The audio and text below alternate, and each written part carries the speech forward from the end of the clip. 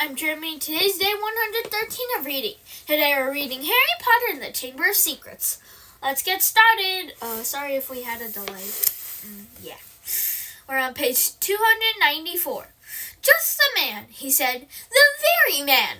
A girl has been snatched by the monster, Lockhart, taken into the Chamber of Secrets itself. Your moment has come at last. Lockhart blanched. That's right, Gilderoy, chipped in Professor Sprout.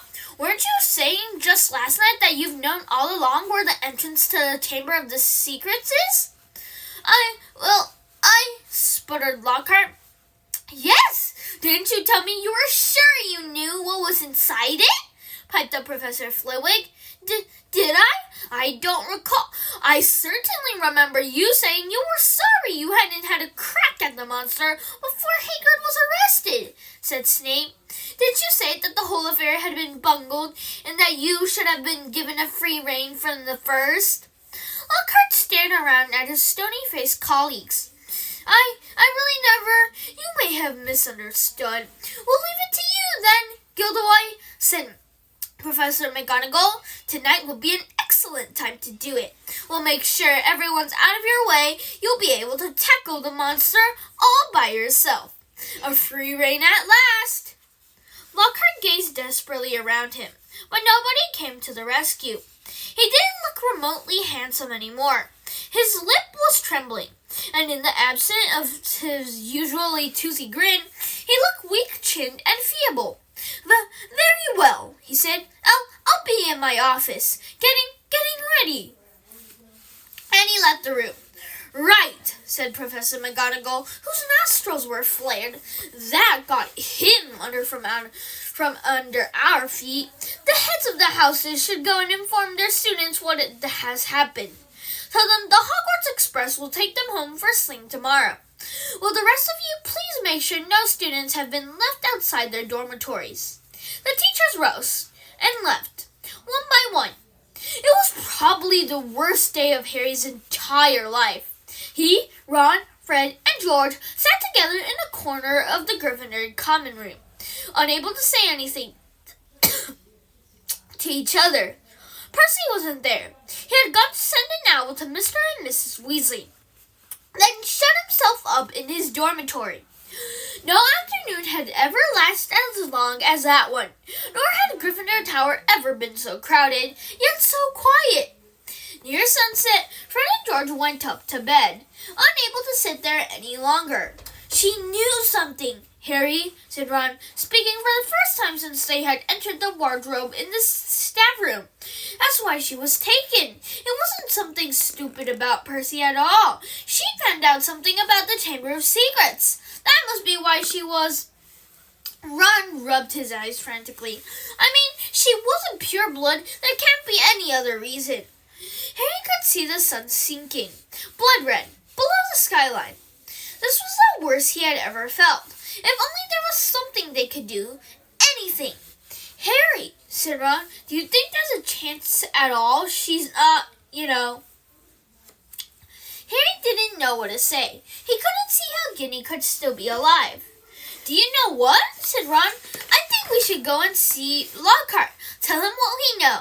He's going to try and get into the chamber. We can tell him where we think it is and tell him it's a basilisk in there. Because Harry couldn't think of anything else to do, and because he wanted to be doing something, he agreed. The Gryffindor around them were so miserable and felt so sorry for the Weasleys that no one tried to stop them as they got up, crossed the room, and left through the portrait hole.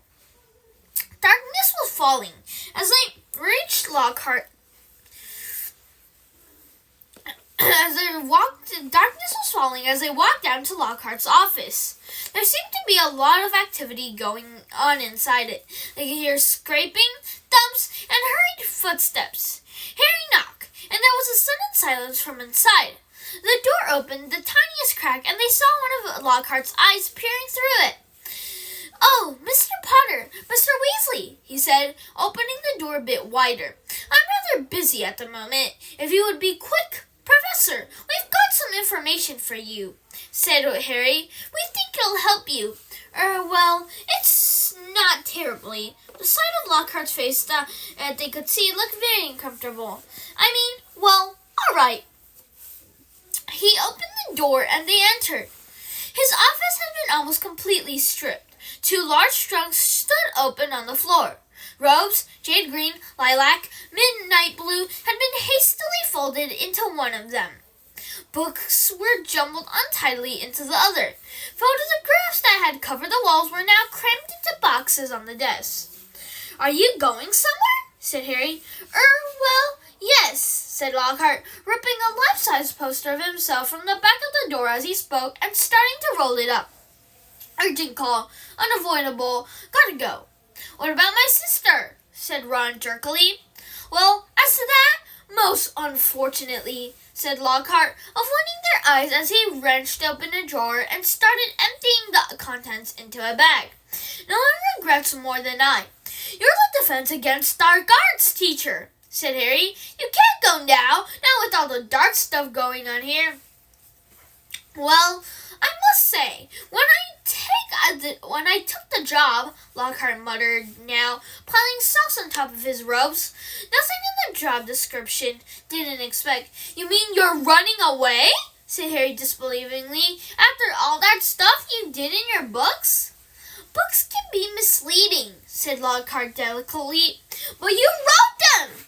Harry shouted.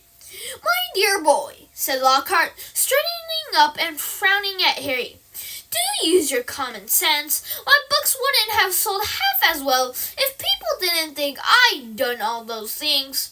No one wants to read about some ugly old Armenian warlock, even if he did save a village from werewolves. He looked dreadful on the front cover.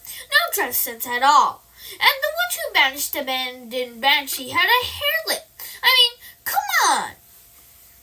"So, you've just been taking credit for what a load of other people have done?"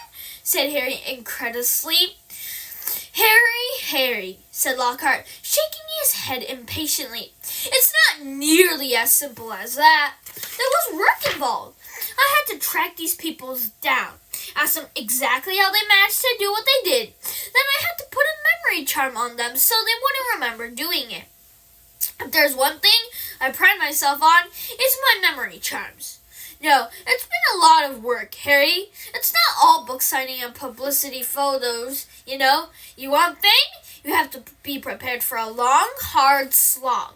He banged the lids of his trunks and shut and locked them. "Let's see," he said. "I think that's everything. Yes, only one thing left."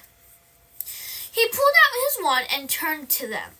"Awfully sorry, boys, but I have to put a memory charm on you now. Can't have you blabbing my secrets all over the place. I never sell another book." Harry reached his wand just in time. Lockhart had barely raised his when Harry bellowed, "Expelliarmus!" Lockhart was blasted backward, falling over his trunk. His wand flew high into the air. Ron caught it and flung it out of the open window. "Shouldn't have let Professor Snape teach us that one," said Harry furiously, kicking Lockhart's trunk aside. Lockhart was looking up at him, feeble once more. Harry was still pointing his wand at him. "What do you want me to do?" said Lockhart weakly. "I don't know where the Chamber of Secrets is. There's nothing I could do." "You're in luck," said Harry, forcing Lockhart to his feet at one point. "We think we know where it is and what's inside it. Let's go." Thank you, everyone. That's all for today. Bye. See you tomorrow. Da, da, da.